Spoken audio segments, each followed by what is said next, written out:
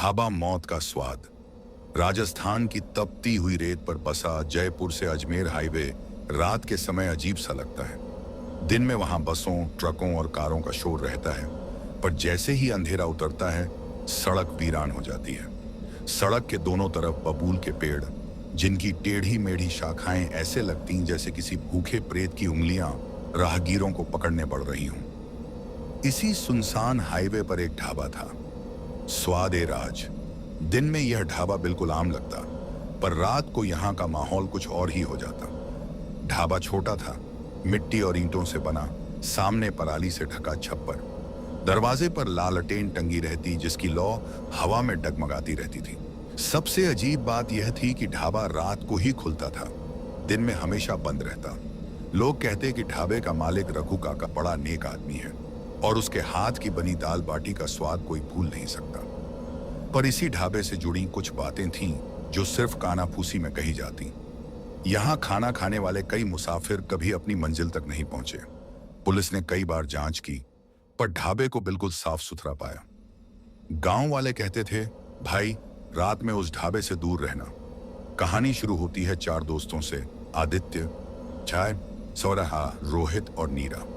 चारों कॉलेज के दोस्त थे और अजमेर से जयपुर लौट रहे थे। रात के करीब 11 बजे उनकी कार हाईवे पर आ पहुंची। आसमान काला था, हल्की बूंदाबांदी शुरू हो गई थी। नीरा ने कहा, मुझे बहुत भूख लगी है, जरा कोई जगह देखो। तभी समीर ने देखा, दूर हल्की रोशनी चमक रही थी। कार पास पहुंची तो बोर्ड दिखा, स्वाद-ए-राज ढाबा। ढाबे के बाहर सिर्फ एक पुराना ट्रक खड़ा था और लालटेन की टिमटिमाती लौ। रोहित ने हंसते हुए कहा, अरे वाह, भूतिया सेटिंग तो पूरी है, चलो आज यहीं रोमांचक डिनर करते हैं। सबने हामी भर दी। ढाबे का दरवाजा चर्रर की आवाज से खुला। सामने खड़ा था रघु काका, लंबा पतला, सफेद धोती कुर्ता पहने, आंखों में अजीब चमक, चेहरा झुर्रियों से भरा पर मुस्कान चौड़ी। आओ बेटा आओ, भूख लगी होगी, आज स्पेशल दाल बाटी बनाई है। उनकी आवाज में एक चुंबक सा आकर्षण था। चारों दोस्त बेंच पर बैठ गए। चारपाई पर बिछी पुरानी दरी, लकड़ी की मेज और पास में जलता हुआ तंदूर।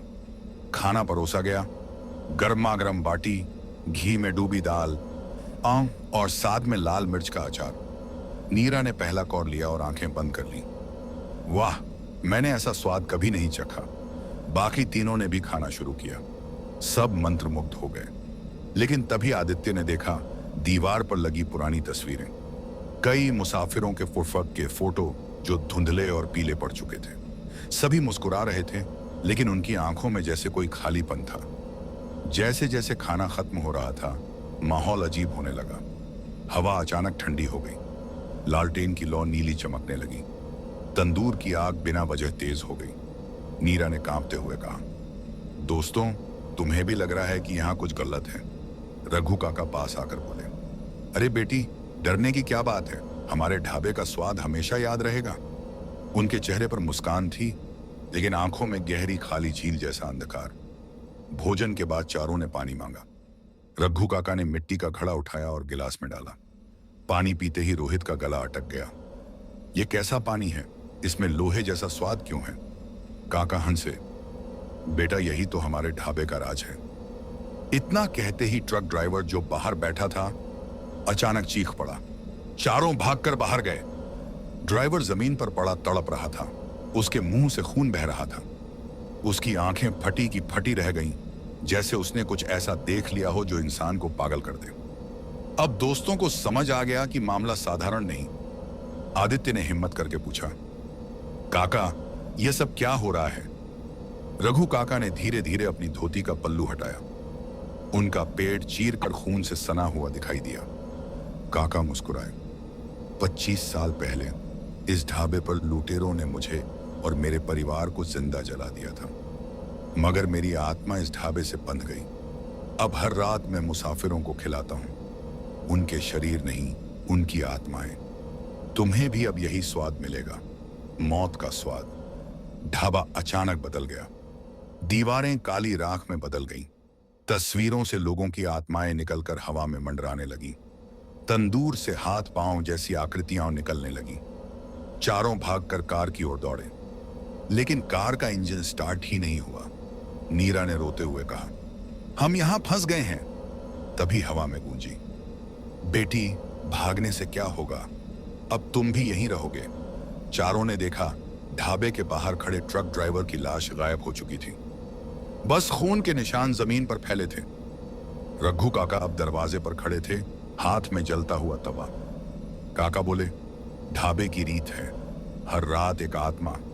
आज तुम्हारे बीच से किसी एक को रहना होगा। चारों दोस्त सहम गए। समीर ने कहा, हम किसी को नहीं छोड़ेंगे।